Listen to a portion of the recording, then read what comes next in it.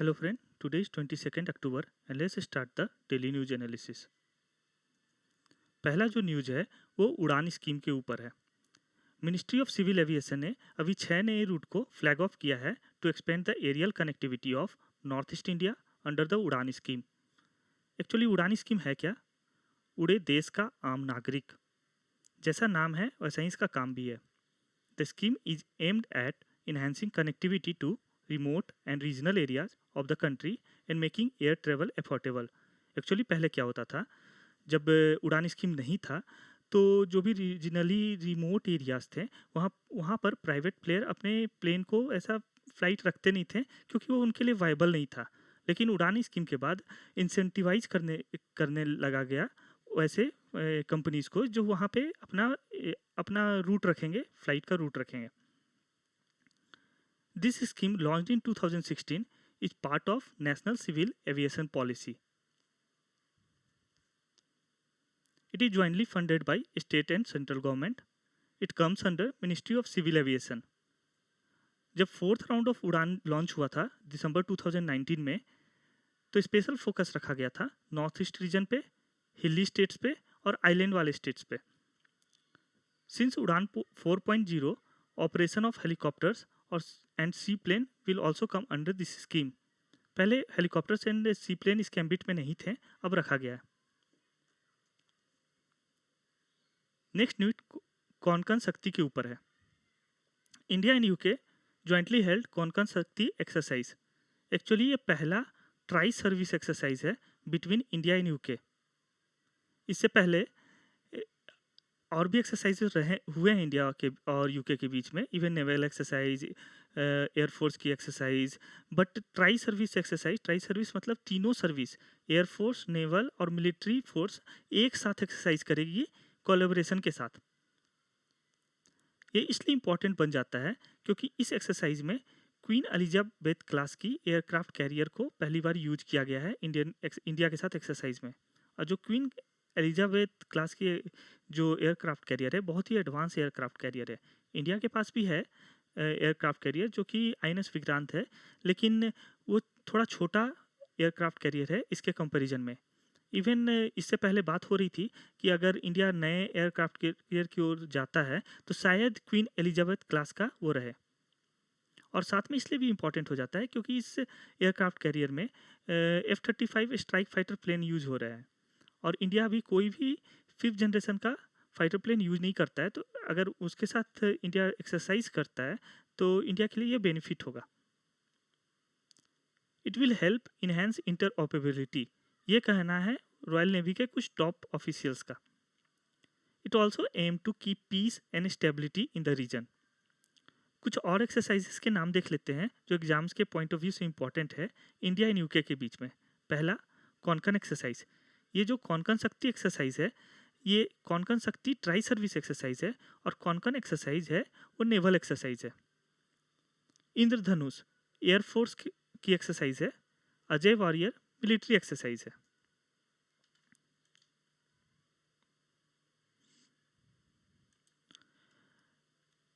Winter में ये देखा गया है कि न्यू दिल्ली में हमेशा एयर क्वालिटी बहुत ही ज़्यादा ड्रॉप हो जाता है। वो क्यों होता है? कुछ तो ह्यूमन रीजंस है और कुछ वहाँ की ज्योग्राफी ऐसी है कि वहाँ देखा जाता है ऐसा।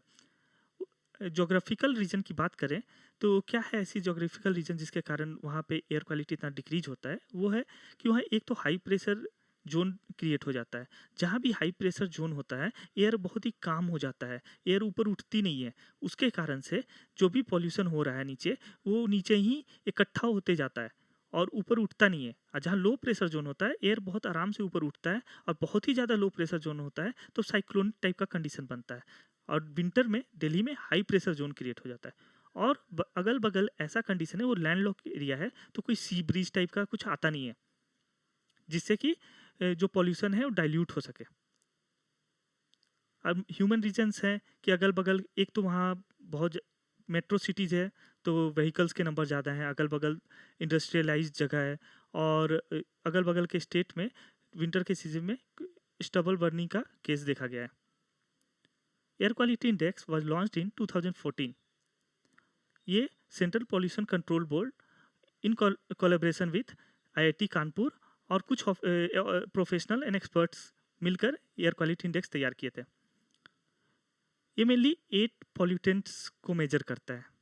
पहला पार्टिकुलेट मैटर PM10, दूसरा पार्टिकुलेट मैटर PM2.5, तीसरा नाइट्रोजन डाइऑक्साइड, चौथा सल्फर डाइऑक्साइड, पांचवा कार्बन मोनोऑक्साइड, छठा ओजोन, सातवां एमोनिया और आठवां लीड। ये बहुत इंपॉर्टेंट है, कभी कंफ्यूज कर कर एग्जाम में पूछ सकता है कि CH4 है या नहीं, मीथेन है या नहीं, तो या फिर CO2। बहुत ही कॉमन क्वेश्चन है कि CO2 मेजर किया जाता है कि नहीं किया जाता है, तो नहीं मेजर किया जाता है।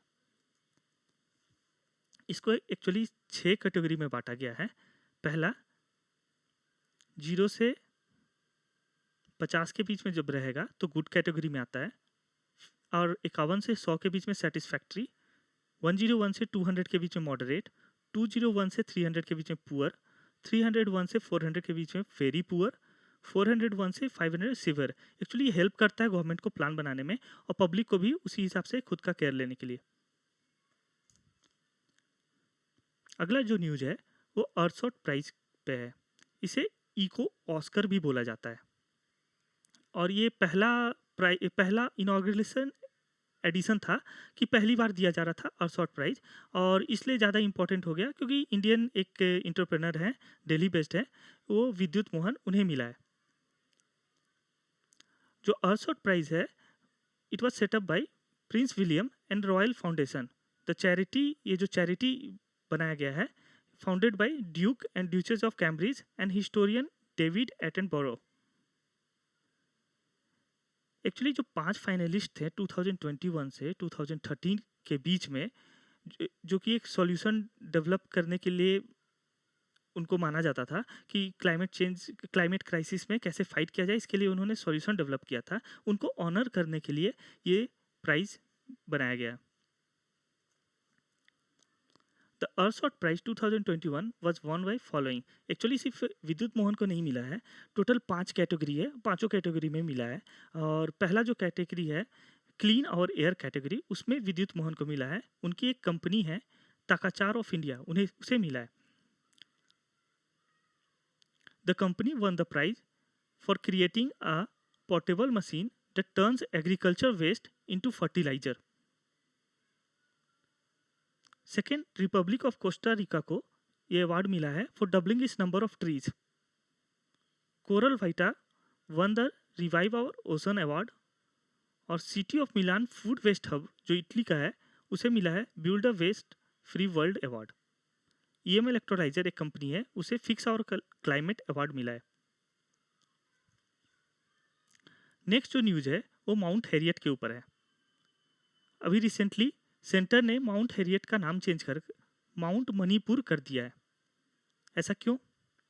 एक्चुअली एंग्लो मणिपुर वार जो हुआ था 1891 में, उसमें बहुत सारे मणिपुरी फाइट किए थे ब्रिटिश को, और उसके बाद ब्रिटिश ने क्या किया था, ब्रिटिशर्स ने मणिपुर जो भी फाइट किए थे, जो बच गए थे, उन्हें, और इवन उनके जो एक राजा थे, उन्हें एक्साइल पे भेज दिया था। एक ब्रिटिश पेनल कॉलोनी थी अंडमान आइलैंड में, वहाँ। जो माउंट हैरियट है ये 3rd हाईएस्ट पीक है अंडमान एंड निकोबार आइलैंड का, और ये पहले सर्व करता था headquarter of chief commissioner during British Raj, summer headquarter. It is named after British artist and photographer Harriet Christina Tytler. Next जो न्यूज है वो गति शक्ति स्कीम के ऊपर है। प्राइम मिनिस्टर ने अभी रिसेंटली लॉन्च किया है 100 लाख करोड़ का एक मास्टर प्लान, जिसको बोला गया है गति शक्ति नेशनल मास्टर प्लान। ये एक मल्टी मॉडल कनेक्टिविटी प्रोग्राम है और एम करता है टू डेवलप इंफ्रास्ट्रक्चर और लॉजिस्टिक, जिससे कि लॉजिस्टिक कॉस्ट रिड्यूस हो सके और इंडियन इकोनॉमी को बूस्ट मिले। एक्चुअली देखा जाए तो इंडिया में लॉजिस्टिक कॉस्ट बहुत ही ज़्यादा है, अराउंड 13% ऑफ GDP। ये वायबल नहीं है एक्चुअली। क्यों? इसका क्या इफेक्ट होता है अगर लॉजिस्टिक कॉस्ट ज़्यादा हो? तो मान लीजिए कोई एक स्टेट, एग्जांपल मध्य प्रदेश, झारखंड, कोई भी एक स्टेट कुछ मैन्युफैक्चर कर रहा है, उसको एक्सपोर्ट करना है। जितना एक्सपोर्ट होगा इंडिया को बेनिफिट है। अगर वो मैन्युफैक्चर कर रहा है सर्टेन रेट पे और बहुत ही ज़्यादा है, उसको लग रहा है लॉजिस्टिक कॉस्ट, तब उसका प्राइस बढ़ जाएगा और इंटरनेशनल मार्केट में वो फिर वाइबल नहीं रहेगा, कंपटीटिव नहीं रहेगा। आजकल बहुत ज़्यादा कंपटीशन है और जिसका जितना प्राइस कम रहेगा वो लोग उसे जल्दी खरीदेंगे। चाइना का प्रोडक्ट लोग इसलिए खरीदते हैं क्योंकि वो सस्ता होता है। अगर वो महंगा हो जाएगा, सेम क्वालिटी का रहेगा, महंगा हो जाएगा, तो लोग नहीं खरीदेंगे। अगर इसी उसी में अगर लॉजिस्टिक कॉस्ट बढ़ जाता है तो टोटल प्रोडक्ट का कॉस्ट बढ़ जाएगा। इसलिए गवर्नमेंट इस पे वर्क कर रही है ताकि लॉजिस्टिक कॉस्ट घट सके। Beside cutting logistic cost, the scheme is also aimed at increasing cargo handling capacity और reducing turn around time at port to boost trade. Actually अभी आपके जब पोर्ट में जो चीज़ एक्सपोर्ट करना होता है, कुछ भी होता है, टाइम बहुत लगता है। 3-4 दिन पोर्ट पे ही क्लियरेंस कर लेने में लग जाता है क्योंकि उतनी कैपेसिटी नहीं है कि उतनी बड़ी पोर्ट्स नहीं है, तो ये सबको भी डेवलप करना पड़ेगा। इसका बेनिफिट है कि इकोनॉमी तो बूस्ट होगा ही, साथ में ट्रेड भी बूस्ट होगा इंडिया का। और गति शक्ति में सारे को जो कंसर्न डिपार्टमेंट है उसको वन प्लेटफॉर्म में, एक प्लेटफॉर्म में, एक अम्ब्रेला प्लेटफॉर्म में ले आया जाएगा। इससे टोटल 16 इंफ्रास्ट्रक्चर रिलेटेड मिनिस्ट्रीज है, एक अम्ब्रेला प्लेटफॉर्म पे आ जाएगी। कुछ और भी बेनिफिट्स हैं, जैसे अगर क्लियरेंस बहुत ज़्यादा इजीली होगा तो पार्टिसिपेशन ऑफ प्राइवेट प्लेयर बढ़ेगा, creation of new job, new future economic zone को बनाने में इजी होगा। इसका एक और एम है कि लास्ट माइल कनेक्टिविटी हो इंडस्ट्रियल हब्स का, इवन छोटे छोटे इंडस्ट्रियल हब हो उसे भी कनेक्ट किया जाए इस मिशन के थ्रू। कुछ ऑब्जेक्टिव क्वेश्चंस देख लेते हैं। पहला क्वेश्चन है, mount Harriet is in which state, किस स्टेट में है? अंडमान एंड निकोबार आइलैंड, मणिपुर, मिजोरम या सिक्किम? अभी हम लोगों ने डिस्कस किया है, इसका आंसर है Andaman and Nicobar island. Actually Manipur के नाम पे वहाँ एक नया माउंटेन रखा गया है, माउंट हैरियट को, लेकिन ये है अंडमान एंड निकोबार आइलैंड में। Air quality index is categorised in how many category? 3, 4, 8 या 6? इसमें लोग 8 और 6 में कंफ्यूज होते हैं। एक्चुअली 8 उसमें 8 चीज़ों का 8 पॉल्यूटेंट को मेजर किया जाएगा, लेकिन 6 कैटेगरी में डिवाइड किया जाएगा। आंसर है डी। कोंकण शक्ति exercise took place recently between India and UK? इसका आंसर है यूके, सी। ये थोड़ा कंफ्यूजिंग क्वेश्चन है। Which is not included in air quality index? Ammonia, lead. Actually ये पता होना चाहिए, NH3 अगर दे दिया तो कंफ्यूज नहीं, याद रखना है NH3 मतलब एमोनिया, PB मतलब लीड, CO कार्बन मोनोऑक्साइड और CO2 कार्बन डाइऑक्साइड। इसका कौन है जो इंक्लूडेड नहीं है एयर क्वालिटी इंडेक्स में? लोग भी भूल जाते हैं, नॉट पढ़ना भूल जाते हैं। ऐसे इंक्लूडेड तो ये तीनों है, सिर्फ CO2 इंक्लूडेड नहीं है, तो आंसर होगा डी। तो आज यहीं तक रखते हैं। Thank you very much.